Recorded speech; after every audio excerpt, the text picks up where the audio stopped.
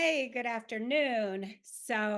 From sunny Palm Springs, I wanted to interview this amazing person that I met at a franchise show because she has such an interesting story. Her name is Lindsay DiDonna, and her brother in law actually started Fundraising University, which is a super unique franchise opportunity that's low cost and home based. So I wanted to hear her story about how she got into the business because it was such a roundabout way from her brother in law. So, with that, Lindsay, tell us about, how the whole thing came about and when the whole thing came about. Yeah, absolutely. So back in 2009, my brother-in-law was a sales rep for another fundraising company. And essentially, what had happened was my sister was about 8.5 months pregnant with my twin nieces. And Mike comes down the stairs. We were in the kitchen, and he says, "Well, bad news. The company that I work for is going under. They're financially no longer stable. They're filing for bankruptcy, and the money that we're owed because he was a commissioned rep, he goes, we're not going to see any of that money." And so my sister, as you can imagine, she's 8.5 months pregnant with twins. And she's going, I don't understand what's happening. Like, this has to be a joke. And he says, well, you know what? I'm going to figure this out. So he goes upstairs for about 3.5 hours, comes back down. And he goes, you know what I'm going to do? I'm going to start my own fundraising company. And he had a background in athletics. He was a baseball player, a wrestler growing up. He decided at that point that he was going to incept Fundraising University. That's what he did. He also played baseball in college. He did have some pro work as well, pro experience. And at this point in time, they were in Nebraska. And so what he did is he pulled coaches in that he'd worked with between Nebraska and Kansas, and a couple of the guys that he'd worked with in terms of other reps.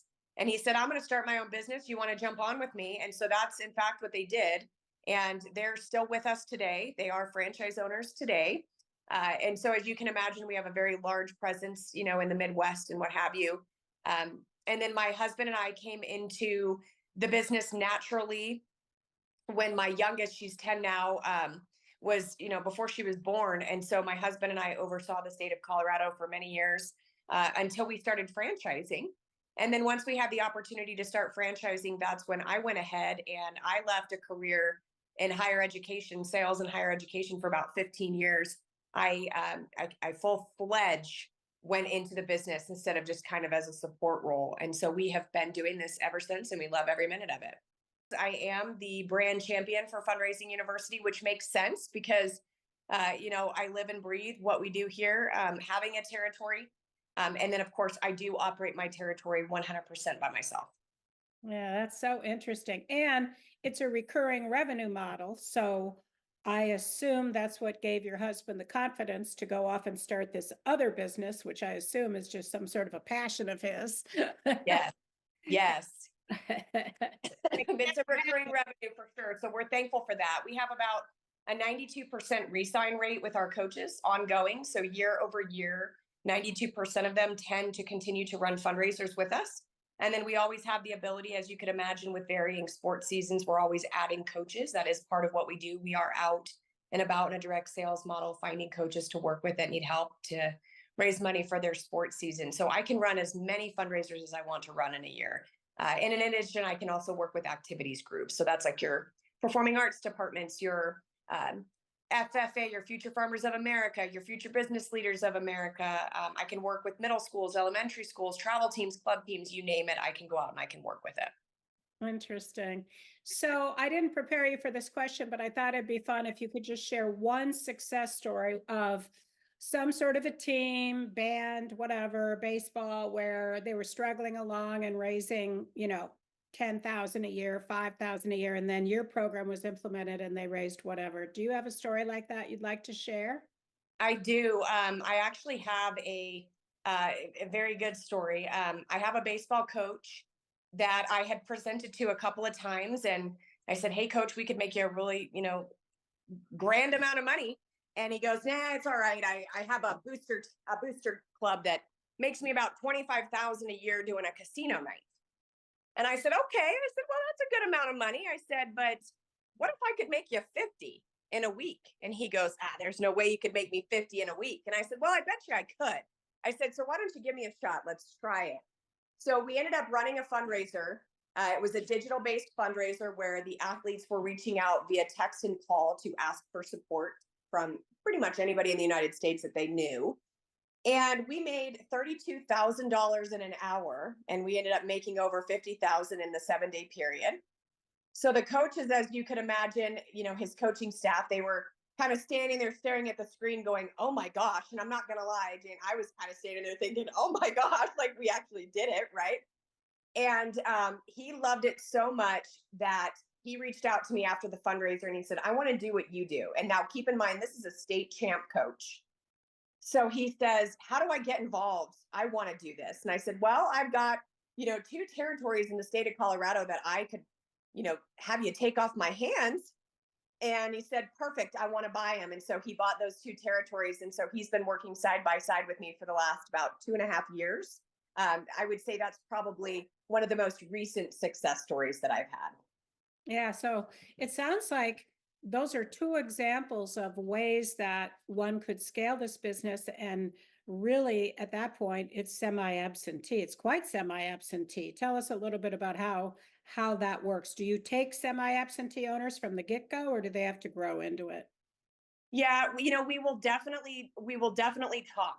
Um, if it's the right individual and they have the right plan, coupled with our support, of course, it could absolutely be something that is quite successful. We do have a gentleman that purchased 12 territories right off the bat. He was in pest control. He's got territories in Utah, Colorado, Nevada, and California.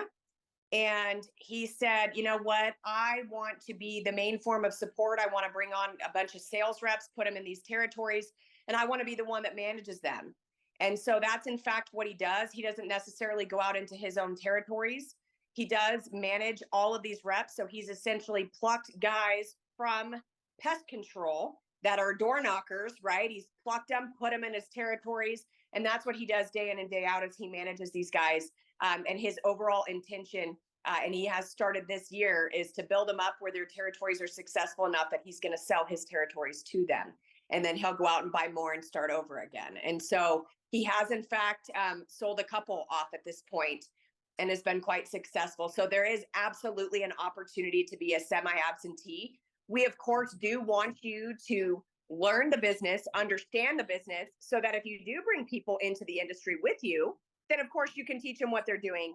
They will of course go through initial traditional onboarding training with us, but of course you've got sales reps out there, and so you have to be able to foster that relationship on a continuous basis. So it sounds like we've talked about there's probably lots of husbands and wives doing this. There's probably quite a few people running it semi-absentee. And we'll wrap up maybe by you telling us, just the elevator story about why one would consider investing in fundraising you as their franchise. Yeah, certainly. So if you're an individual that loves to be out and about, tooting around in your car, you love to be in your community, you enjoy working with youth, you have a passion for athletics, does not mean that you have had to have coached. I played volleyball through the years, but I didn't necessarily have a large stint in coaching. I couldn't tell you much in the beginning about any other sport outside of volleyball. Does not mean you have to be real well versed in that, but you love to be around it. Um, Absolutely a candidate that we would want to see. And the reason that we find a lot of people that come to us is because we are a reasonably priced initial investment in terms of purchasing the territory and or territories and going through the initial training. We have zero, for the most part, overhead. We don't have a brick and mortar office that we go to. We work out of our homes and out of our cars. We do not have to purchase any of our inventory up front before we actually start working with a group. So we're able to run the sale and then we can purchase the inventory. And really, truly, Jane, what you need is an iPad Pro or a laptop. You hop in your car, you're out making visits to coaches. And like I had mentioned, you could run upwards of 100 fundraisers a year. Me personally, I have a pretty significant EBITDA in terms of the amount of money that I'm able to generate with the teams that I do run. we're based off of a school schedule. So there is a nice balance there for us. If you enjoy being out in your community and working with kids and coaches and being involved in athletics, and you want something that's a reasonable investment, then we would absolutely love to have a conversation and see if that particular individual would be a great fit for the brand. Sounds good. Well, I so appreciate your time and filling us in. And I love your backdrop. I know there were some technical issues, so you got stuck with that backdrop. I got stuck with this backdrop, and I've never been on this bridge, and I've always wanted to go. So maybe it's my time to take a trip. So we'll see. But I do appreciate the time, and of course, as always, just your interest in learning about Fundraising University. Thank you.